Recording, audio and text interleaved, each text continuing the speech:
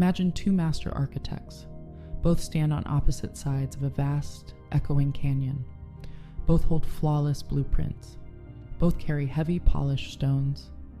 Both are fiercely determined to build a bridge across the divide. They lay the stones. They calculate the angles. They push forward day after day, building their respective sides of the bridge. But there is a fatal flaw in their grand design. Neither architect is willing to put down their tools. Neither is willing to simply stand on the opposite edge, empty-handed to receive the structure. They build and they push until their magnificent structures meet in the dead center of the canyon, and they collide. Stone crushes against stone. It is not a union, it is a blockade, a stalemate of sheer force. This is the hidden architecture of your connection. You are looking at the other person, wondering why the magnetism feels like a wall. You are wondering why the deeper the love, the harder the repulsion. The answer defies everything you have been taught about spiritual partnerships. You are not looking at a masculine and a feminine. You are looking at two swords, two shields, two kings sitting at a table, entirely forgetting that a kingdom requires a sanctuary to protect. Can both souls in this profound entanglement operate entirely from the divine masculine? Yes. And until you understand the invisible physics of this dynamic, you will continue to crash your stone against theirs.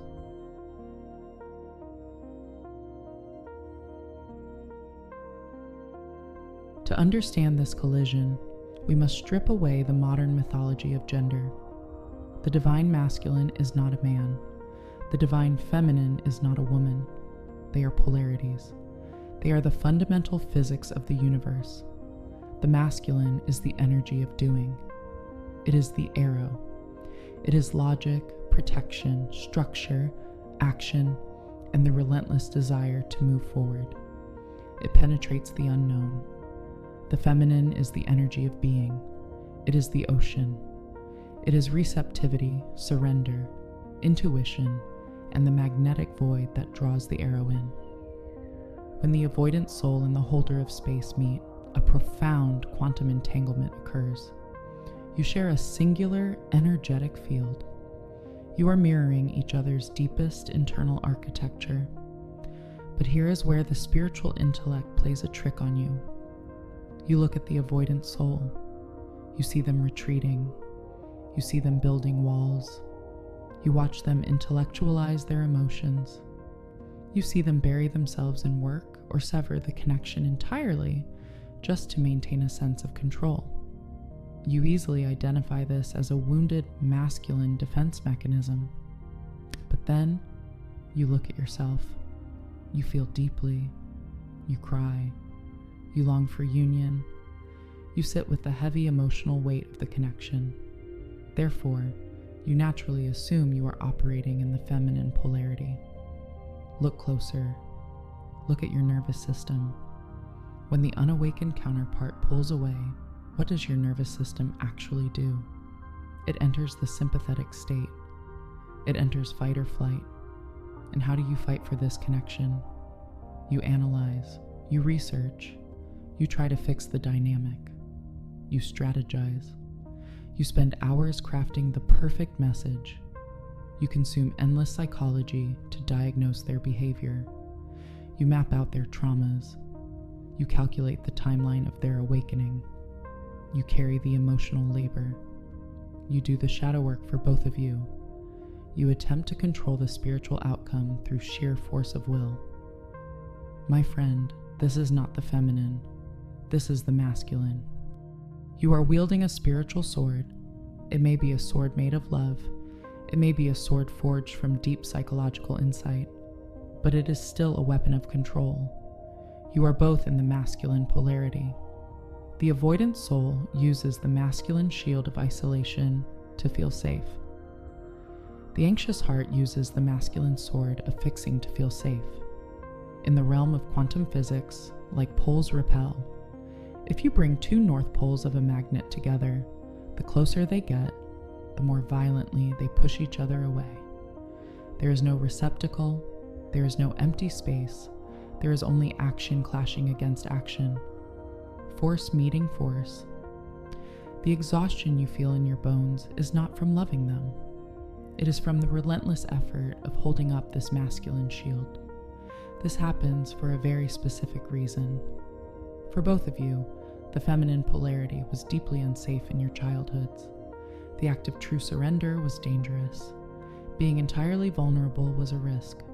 Trusting the void without trying to manage it meant you might get hurt.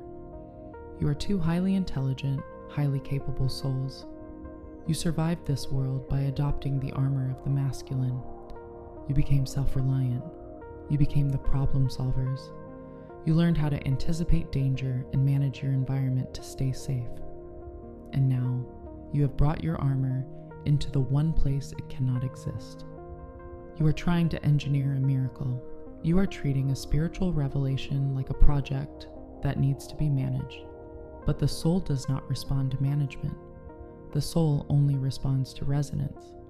As long as you are actively trying to heal the connection, you are projecting a massive wave of masculine energy outward. You are filling the energetic space between you with dense, heavy static.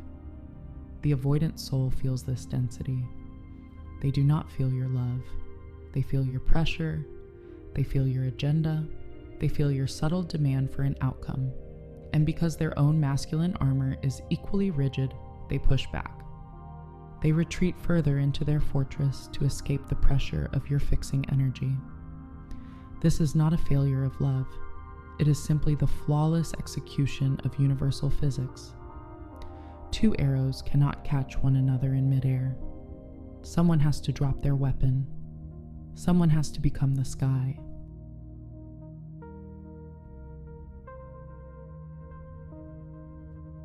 If you are listening to this, you are likely carrying a heavy, invisible exhaustion.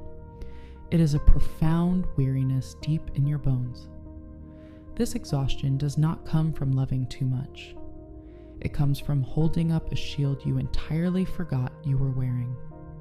Your mind tells you that this repulsion is a failure. You look at the endless stalemate and you see a punishment. You believe it is a sign that the connection is broken.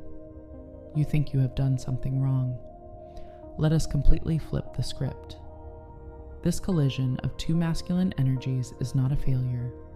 It is a masterpiece of spiritual engineering. Imagine if the universe had given you exactly what you thought you wanted. Imagine if you had been paired with someone who simply yielded to your forceful fixing energy. You would have never recognized your own armor. You would have continued to play the eternal manager of your relationships. You would have orchestrated every outcome. You would have called it love, but it would have been control. If the universe had paired the avoidant soul with someone who passively accepted their walls without a spark, they would have remained asleep. They would have stayed in their fortress forever. This connection was not designed to be easy. It was designed to be a mirror so bright and so unyielding that it blinds you both. The pain of this separation is deeply misunderstood. You think the pain is the agony of losing them. It is not. The pain is the feeling of your own masculine armor cracking under the pressure of quantum mirroring. You are being forced to realize a terrifying truth. You cannot outthink this connection. You cannot outwork it. You cannot out-heal it. You cannot schedule, manage, or strategize your way into soul union. The very tools that made you successful in the material world are entirely useless here. Your intellect is brilliant. Your drive is unmatched. Your ability to take charge and solve problems has kept you safe your entire life. But in the realm of soul entanglement, these superpowers become your greatest obstacles. They keep you trapped in the mind. They keep you trapped in the masculine polarity of doing. And that is terrifying, because to drop the masculine polarity means you must step off the edge of the cliff. You must trust that the ocean will catch you. Look closely at the cliff. The avoidant soul is terrified of the ocean. They stand firmly on the edge, refusing to jump. They use distance to stay dry. But you, the anxious heart, are also standing on that exact same cliff. You think you are ready for the ocean because you are constantly looking at the water, but you are not jumping. You are busy trying to build a safe, logical staircase down to the waves. You are taking it step by step. You are testing the water. You are trying to ensure it is perfectly safe before you finally surrender. True expansion requires the free fall. It requires the absolute relinquishing of control. This dynamic is not asking you to wait for them to drop their shield. It is demanding that you drop yours first. You cannot trick the universe. You cannot drop your shield as a secret strategy to make them step forward. The universe reads your true vibration. If you drop the shield merely to get a result, you are still holding the sword. You are still operating in the masculine. You must drop the armor for your own liberation. You must realize that you are exhausted because you were never meant to carry the weight of two souls. You were never meant to orchestrate the awakening of another human being. The paradigm shift happens the moment you stop trying to heal the dynamic. It happens when you finally allow the mirror to shatter your need for control. You step out of the illusion that your effort equals their evolution. You realize that your only true responsibility is your own descent into the ocean. You let go of the staircase. You let go of the cliff. You let the gravity of surrender pull you under. In that free fall, you discover something profound. The ocean is not dangerous. The ocean is your natural state. When you finally stop fighting the current, you become the current. And only when you become the current can you naturally draw anything toward you. This is the ultimate realization. Your power was never in the pushing. Your power was always in the yielding.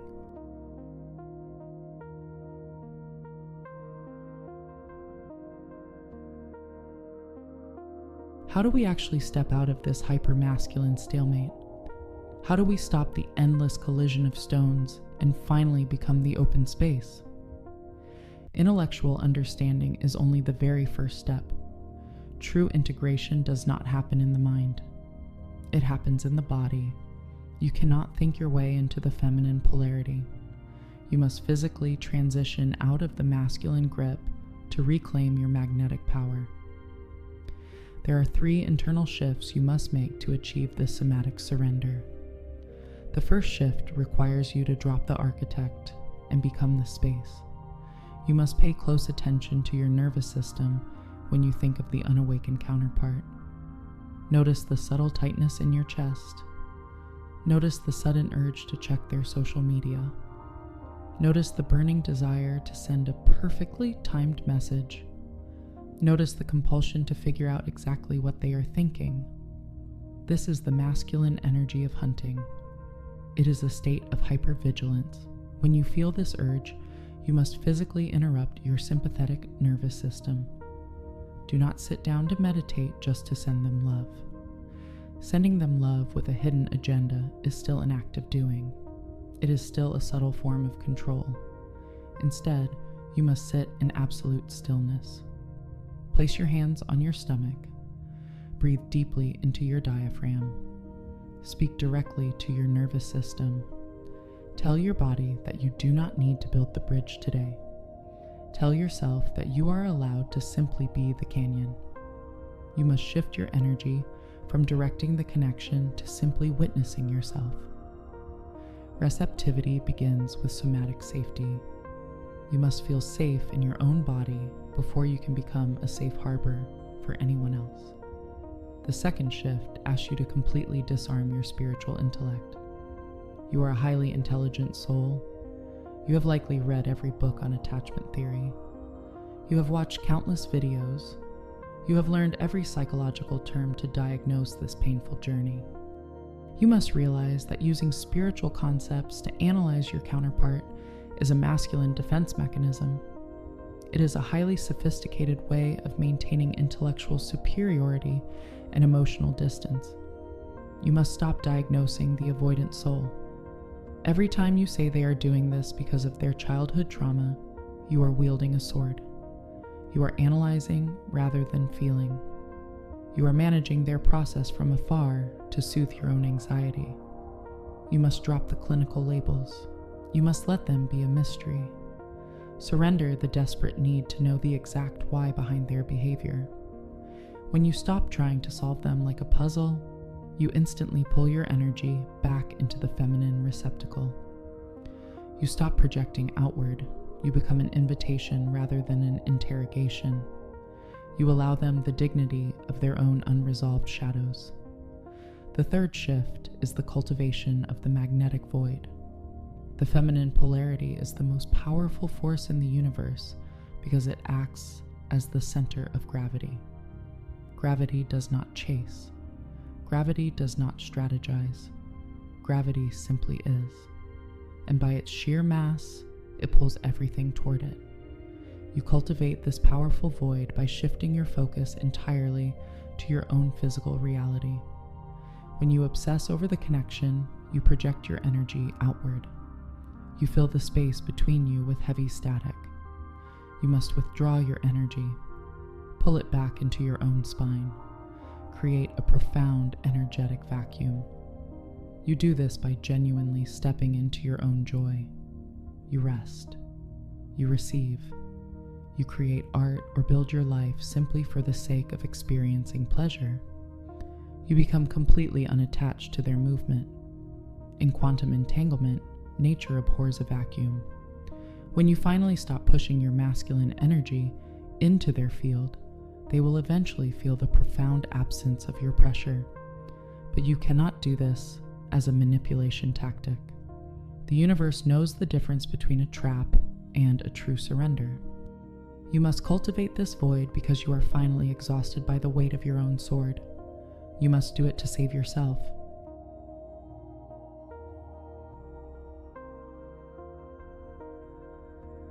Two swords cannot embrace. Two lighthouses shining blinding beams at one another cannot guide a ship to shore. They only create a blinding glare. You have spent your entire life being the strong one, the capable one, the one who makes things happen, the one who protects your own heart by managing your environment. You have done beautifully. That masculine armor kept you alive. It built your success. It protected your spirit, but it cannot bring you home. The ultimate union is not the moment the other person finally wakes up.